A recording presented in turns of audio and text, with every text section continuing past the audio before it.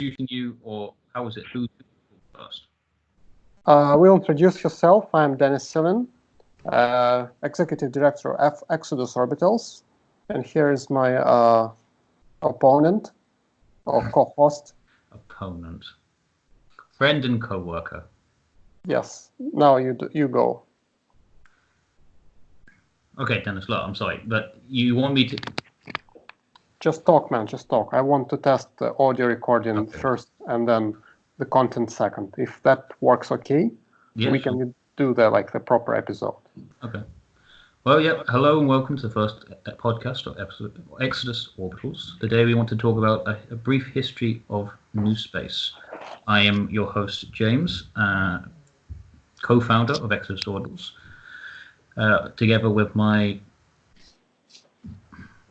friend...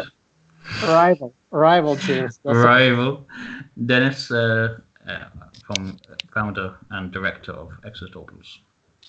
So, Dennis, what you wanted to talk about a brief history of New Space? What have you been reading? Yes, exactly. I have been reading quite a lot in the past years, and the thing is, we can all fairly certain identify when the New Space era has started. So from 1957 to approximately 2004, it was old space, government space, USSR against US, or sometimes USSR or Russia cooperating with US. But by early 2000, there was a new movement in the space exploration. Basically, private companies and not just governments started to organize and think about doing a space exploration effort.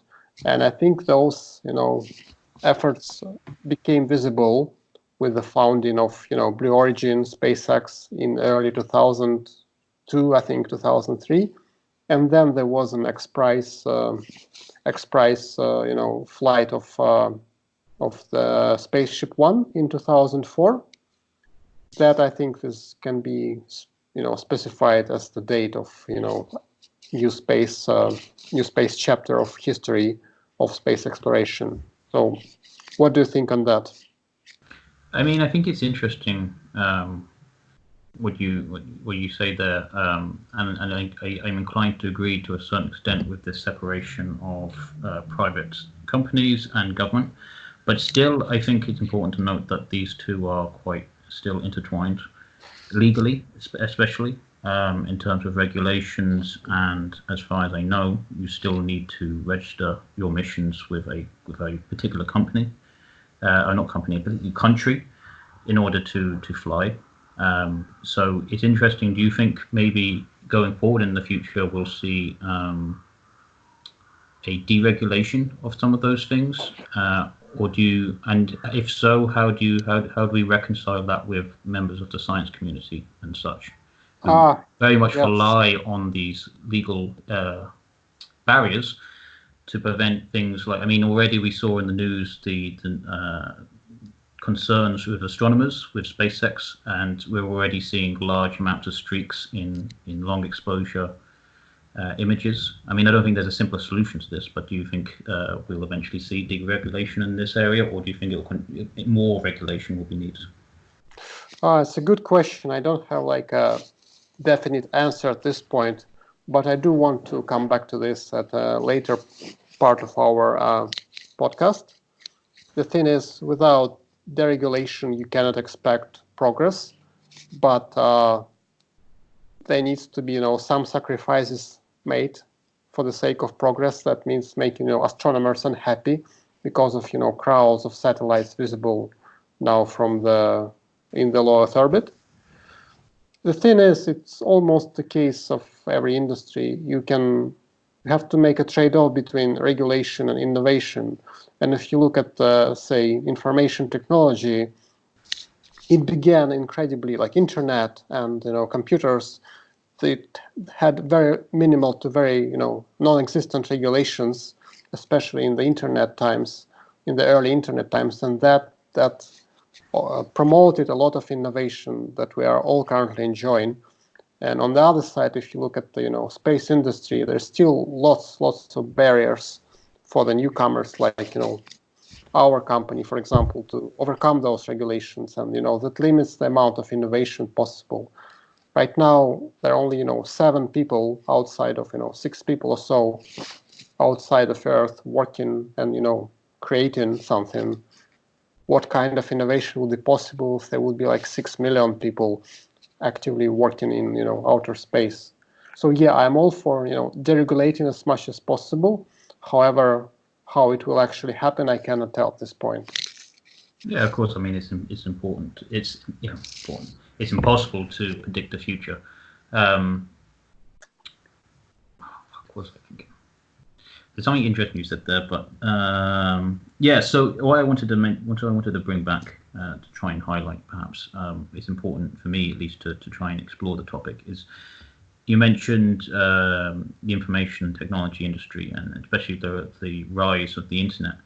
You could argue that the innovation and the explosive growth seen in that was because the area in which it's growing into is infinitely large. I mean, it's cyberspace. You can set up a website, and there's nothing there already. You're creating a platform from virtually nothing. It's interesting, however, if you move to that idea to space industry, the night sky and space is a resource that, I mean, it was already being used by astronomers and scientific community. So as a newcomer, you are expanding into a already crowded resource, shall we say, which is perhaps why I think maybe there's going to be, it won't be the same kind of growth or the same benefits that we enjoy in the tech industry without upsetting some people, large amount of people. And in fact, you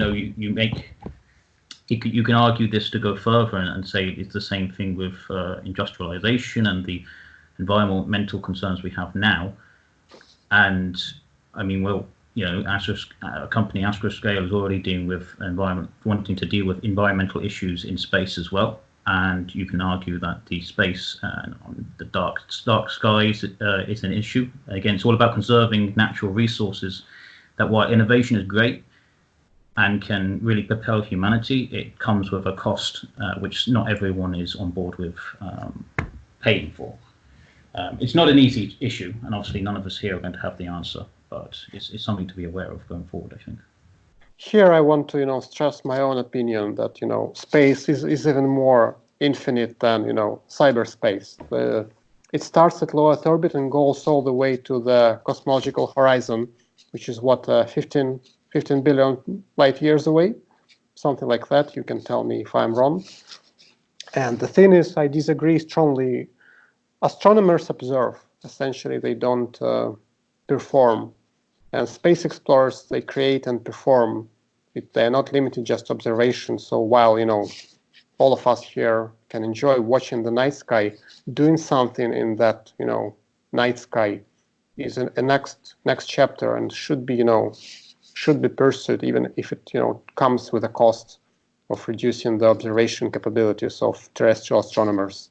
Here I'm, biased myself as a budding space entrepreneur.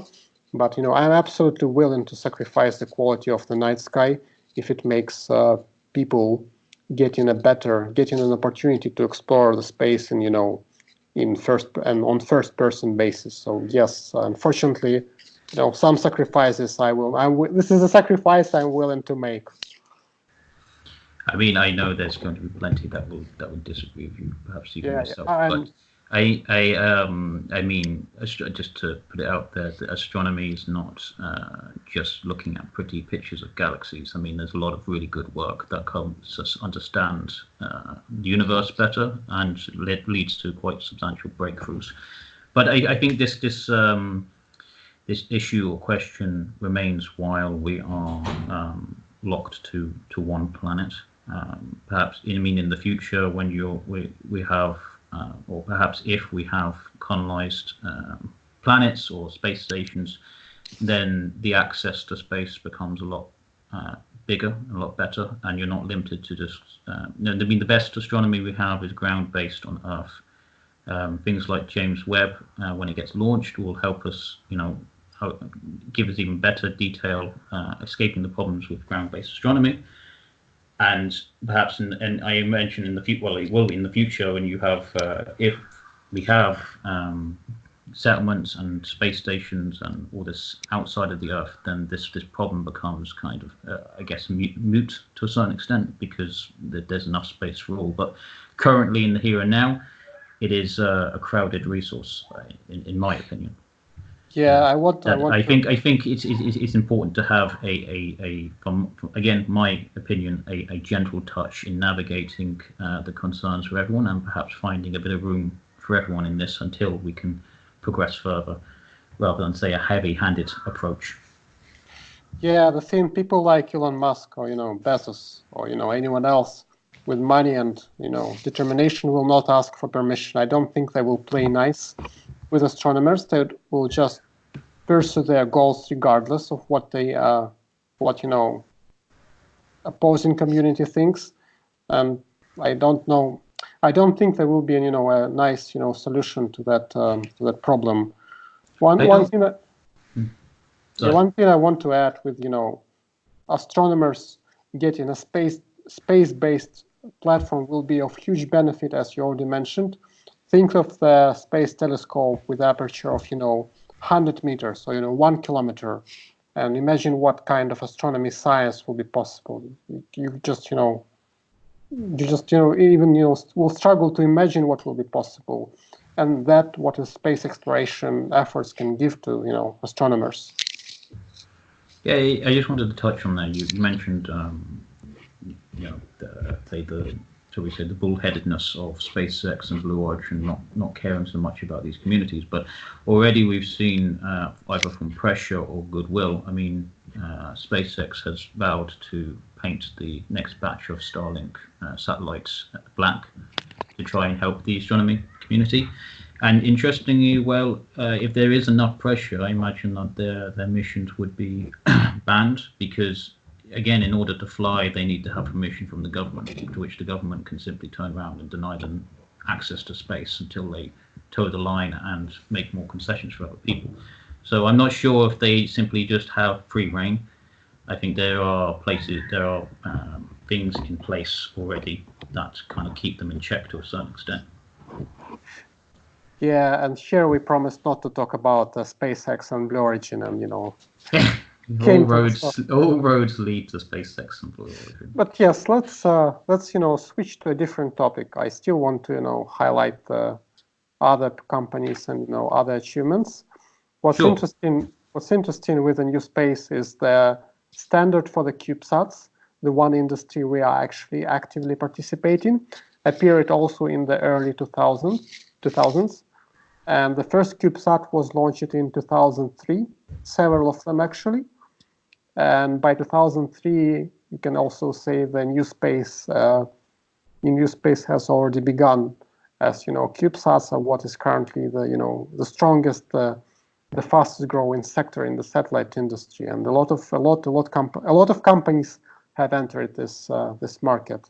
Last time I checked on the website that lists all the nanosatellite launches, there were over 400 nanosatellite companies, and ours was one of them. And I'm pretty sure all of them are doing something interesting. We cannot cover all of them in any meaningful time frame, but I think we should cover some of them, because our potential listeners might not know what cool stuff is out there, but we do. So it's a good story to tell. Yeah, I mean, of course. Do you have a particular company that I mean, today is a great time to be alive in that sense. There's a lot of innovation going on in the space industry at the moment, especially in the small sat, nanosat scale. A lot of new companies, a lot of new ideas coming through. So yes, there's plenty of companies to talk about. Yeah, I want to cover like a few of them. I had some personal experience this, like Open Cosmos. Sure. And if you want to talk about Open Cosmos, fine, by all means.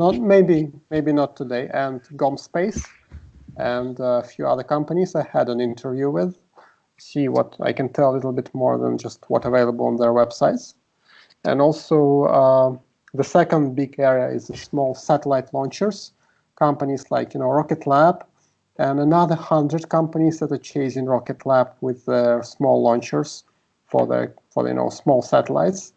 Also would be interesting to cover. Again, not everyone, not all of them, but the most interesting players should be definitely talked about. And I I know a little bit more maybe about a few of them, as I met with a person who worked at Skyrora, and I shared a presentation from a guy who created a Firefly aerospace. Yeah, this is the topics what our podcast can be covering. Sure. I mean, if Dennis, if you can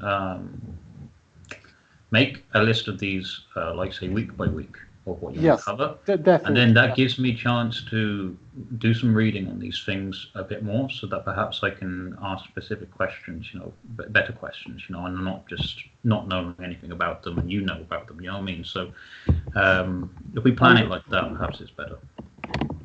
Understood. I will do exactly that, and by next Sunday, I think we'll try our proper podcast episode. Sure, sounds good to me. Right now, I suggest we can cut the recording and back to the normal mode. Yeah, sure.